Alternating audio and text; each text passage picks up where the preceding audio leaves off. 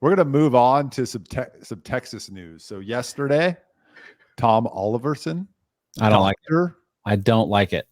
Tom Oliverson announced that he is going to be seeking to become the next Speaker of the Texas House. What's interesting about that is the current Speaker of the Texas House is in a runoff with David Covey.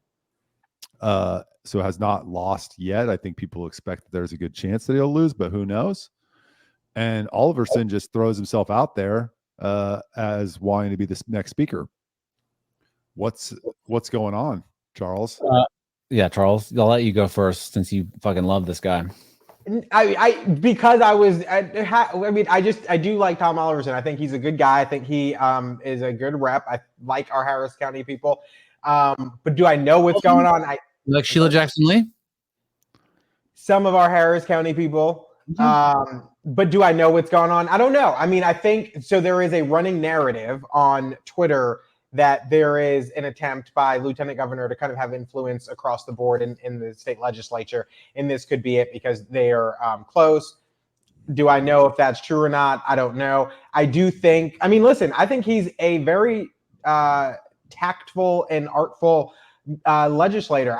There's a lot that sticks out about Tom Oliverson, but the one thing that sticks out most was when he laid out the bill for to ban gender modification for children and then defended it on the floor for hours.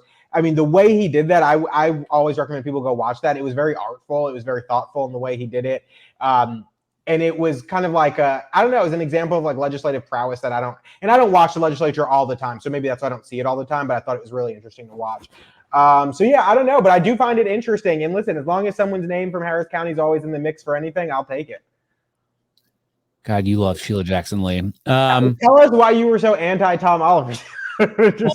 One, Oliverson is not a good name. Why? It's not like it's pretending to be Robertson or Danielson or something like that, and it's just not. It doesn't roll off the tongue the same. And I've been thinking about this a lot since this happened, since I heard this news, and why I don't like it. And I think it's the RS Oliverson. Like it's this weird break there that doesn't quite like. It's almost like it's, I don't know, like a foreign person made up an American last name. And it just doesn't sound right. But we actually saw him yesterday. I happened to be at the Capitol. I saw him yesterday, walked into his office, and he was on the phone.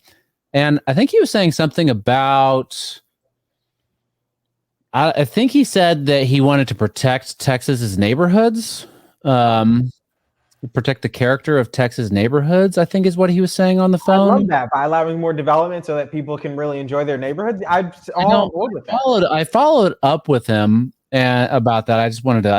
I said, excuse me, Dr. Oliverson, future Speaker Oliverson. Representative Dr. Future Speaker.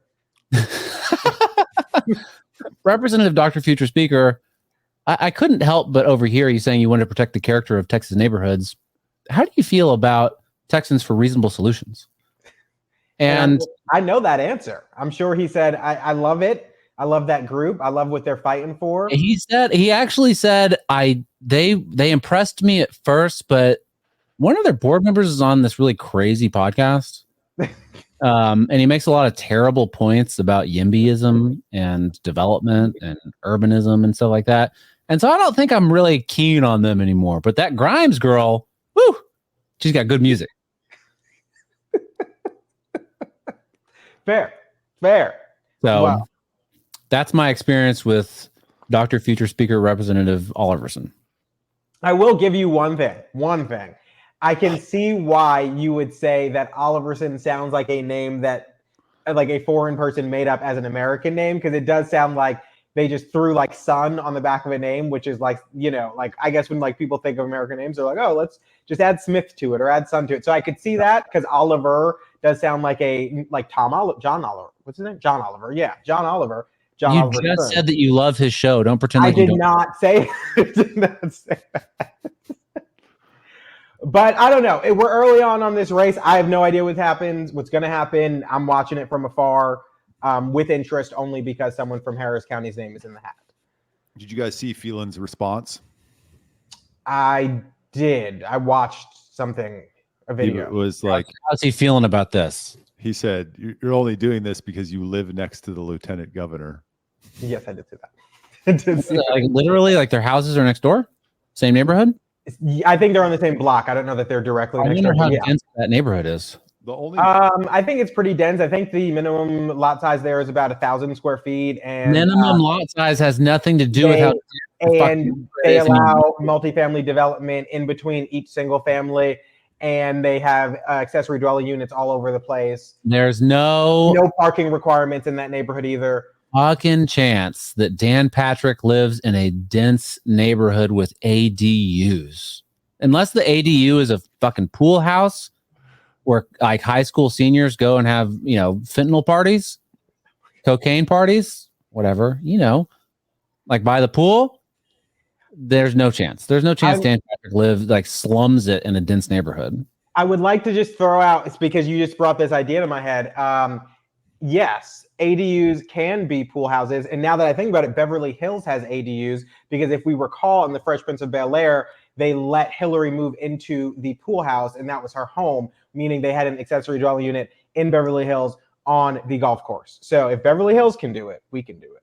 Yeah, but that was when he rolled up, how's the song go? Pulled up to the house about 7 or 8, right? That was not a house. That was a mansion. It was nothing about that. There was lots of yard that could have been like 30 other houses. And I wonder why they didn't do that. I wonder why they bought that house, right? I wonder. It's crazy. Crazy. Go on.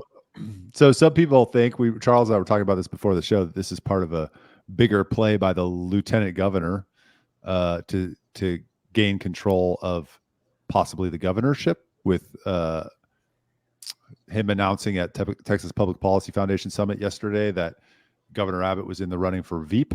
So Light Gov would become Gov. He would stay Light Gov and control the Senate. And then he would have Tom Oliverson, his neighbor, as Speaker of the House.